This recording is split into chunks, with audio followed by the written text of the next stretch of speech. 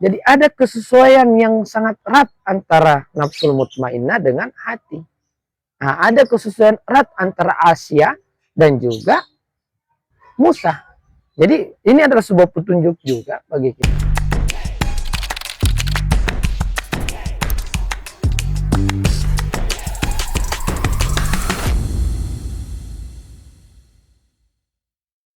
A'udzubillahi minasyaitonirrajim. Bismillahirrahmanirrahim. La haula wala quwata illa billah. Wassalatu wassalamu ala sayyidil mursalin wa ala alihi wa sahbihi ajma'in. Amma ba'd. Assalamualaikum warahmatullahi wabarakatuh. Para penonton sekalian dan para pemirsa sekalian, pada hari ini kita lanjutkan lagi video tentang kontemplasi ataupun renungan ataupun juga pemaknaan ataupun tadabbur daripada ayat-ayat suci Al-Quran yang mana terdapat dalam suratul Qasas.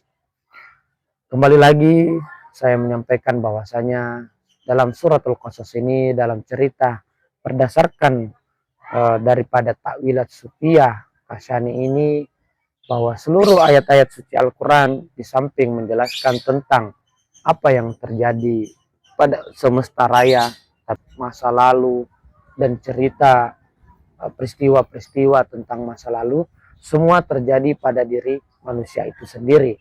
Bukan terjadi di masa lalu, tapi terjadi pada diri kita sekarang ini melalui pendekatan daripada tafsir Sufi Kasyani ini. Menjadi hal menarik karena tafsir ini mampu mengantarkan kita pengalaman langsung bertemu ataupun pengalaman langsung kita memahami Musa dalam diri kita, memahami Fir'aun dalam diri kita, Haman dalam diri kita, Ibu Musa dalam diri kita. Dan pada kali ini kita akan melihat Asia ataupun istri daripada Fir'aun yang berada dalam diri kita. Kita melanjutkan ayat selanjutnya, ayat yang ke-9. A'udzubillahi minasyaitonirrajim. Bismillahirrahmanirrahim. Wa qalati imra'atu fir'auna qurratu 'ainin li walakah wala taqtuluhu asa an yanfa'ana aw nattakhidahu walada wa hum la yas'urun. Wahai suami, berkata istri Fir'aun, siapa istri Fir'aun dalam diri kita? Di sini dikatakan an-nafsul mutmainnatu al-arifatu binuril yakin was-sakina halatul mahabba li sofaiha lahu. Jadi yang dimaksud dengan istri Fir'aun itu adalah dalam diri kita adalah nafsul mutmainnah. Jadi nafsul amaro Fir'aun, nafsul lawama Ibu Musa, dan nafsul mutmainnah itulah istri Fir'aun atau Asia. Kenapa nafsul mutmainnah ini memiliki keterhubungan yang erat dengan Fir'aun? Karena nafsul mutmainnah ini adalah kondisi manusia atau gerbang sebelum manusia masuk ke dalam hati. Harus melewati fase Fir'aun, melewati fase Ibu Musa, sekarang masuk kepada fase bertemu dengan nafsul mutmainnah. Nafsul mutmainnah kenapa mengalami konektivitas ataupun mengalami keterhubungan yang erat dengan hati, itu karena dekatnya nafsul mutmainnah itu dengan kondisi hati. Kalau kita dalam zikir ataupun juga meditasi, kita berzikir sampai kepada pikiran kita tidak lagi ada fokus tentang masa lalu, tidak ada fokus tentang masa depan, serta tidak ada fokus tentang hal-hal yang pertentangan dalam pikiran, memori-memori. Kalau kita bangun pagi kan kita melihat begitu banyak pikiran dalam pikiran kita. Nafsul mutmainnah itu adalah ketika jiwa atau pikiran seseorang itu berada dalam ketenangan. Di sini disebutnya sakinah dan berada dalam sebuah cahaya keyakinan.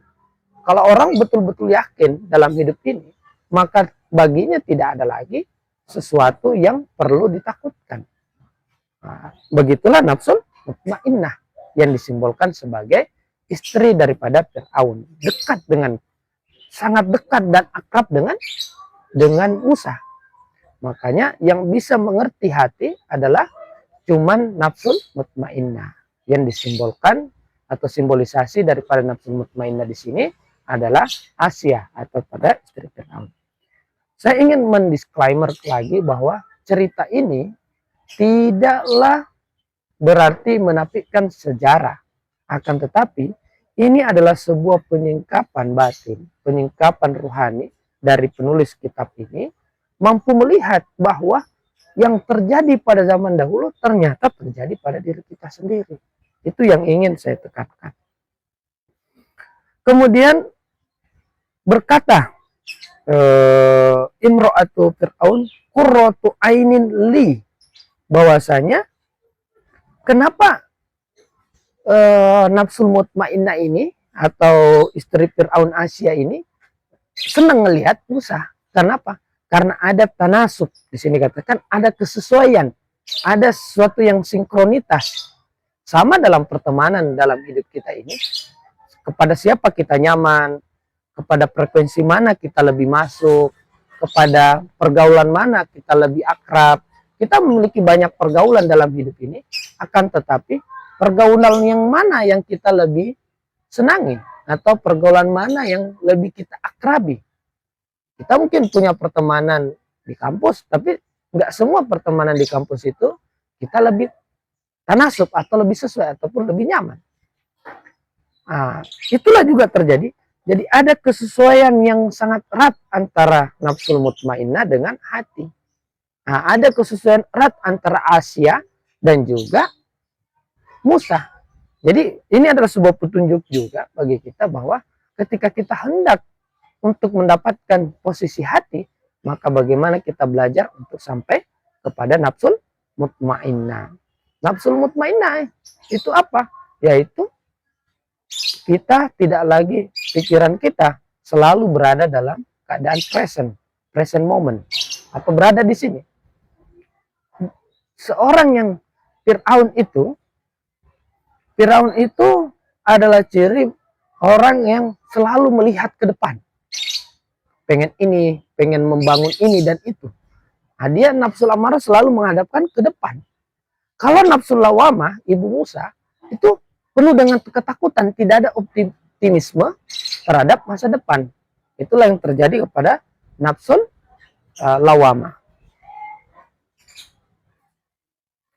Qurratu ainin li walaka, dan ngomong juga, menyampaikan juga kepada suaminya Fir'aun bahwa ini adalah qurratu ainin, yaitu sesuatu yang membahagiakan, menyenangkan hatiku.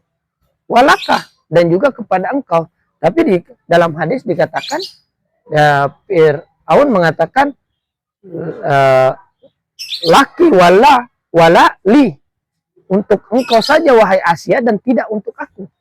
Nah, ini berarti memang nafsul amarah itu tidak bisa terkonektivitas dengan hati. Jadi kalau orang sudah terkuasai oleh nafsul amarah, misalnya seorang korporat atau seorang pengusaha yang besar, tidak terhubungkan dengan hati, maka dia akan terus mengumpulkan berbagai macam kekayaan tanpa memandang efek samping daripada kekayaan yang mereka miliki. Misalnya seorang pengusaha tambang atau seorang pengusaha yang tambang emas atau apapun, yang mana banyak merusak alam semesta.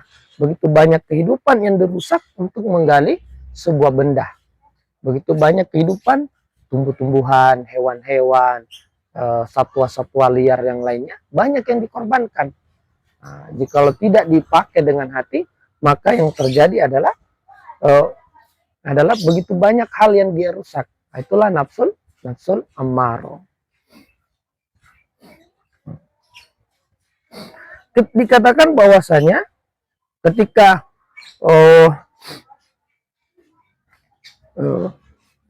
ketika orang-orang membuka tabut itu,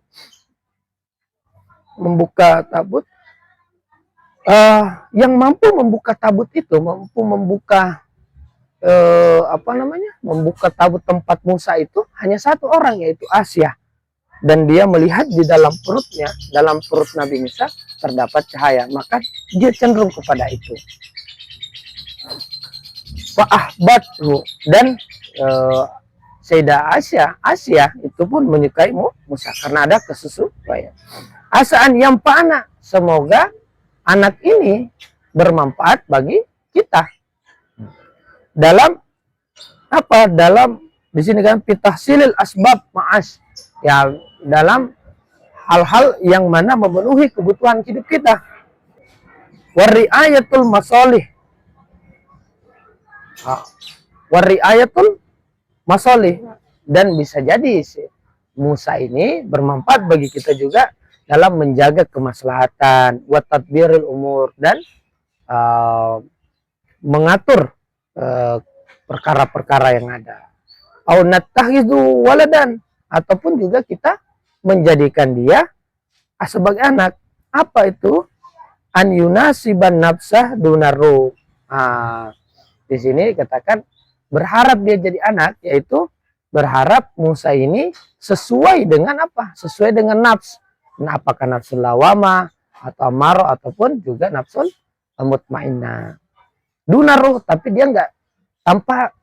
Jadi tahapnya ada lawama, ada amaro, ada mutmainnah, ada kemudian hati, kemudian di atas hati ada ruh. Jadi nafsul mutmainnah ataupun juga daripada Asia ini berharap bahwa Musa ini, hati ini cenderung kepada nafs, tidak cenderung kepada ruh. Nah, jadi sehingga apa yang terjadi? Itu harapan mereka, Musa dan harapan daripada Asia dan juga Firaun, bahwa Musa ini, hati ini akan cenderung kepada nafs, tidak cenderung kepada ruh.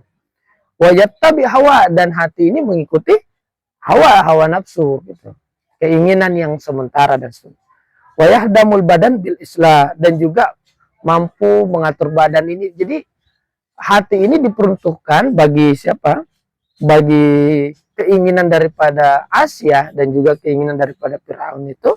Hati ini diperbantukan ya untuk mengatur badan, memenuhi kebutuhan rohani, memenuhi kebutuhan nafs, tapi tidak mengikuti ruh. Wa yuqawwina, dan menguatkan nafsu. Nah, jadi keinginan daripada Asia dan juga Firaun terhadap Musa adalah hati ini mampu membuat hati ini lebih cenderung mengatur badan, hati ini lebih cenderung memenuhi kebutuhan keinginan nafsu pada diri seseorang. Ini hal yang diinginkan daripada Musa ataupun hati. Wahum la yas'urun, sedangkan mereka ini tidak menyangka bahwa sesungguhnya Musa itu cenderung kepada ruh, tidak cenderung kepada nafs. Jadi ini adalah perjalanan diri kita. Kita cenderung kemana? Kalau kita sudah berada di state ataupun juga berada dalam hati, maka kita cenderung kemana? Apakah kita cenderung kepada ruh, hati itu cenderung kepada ruh, atau cenderung kembali kepada nafs? Jadi hati berada di tengah-tengah dalam perjalanan spiritual manusia. Inilah yang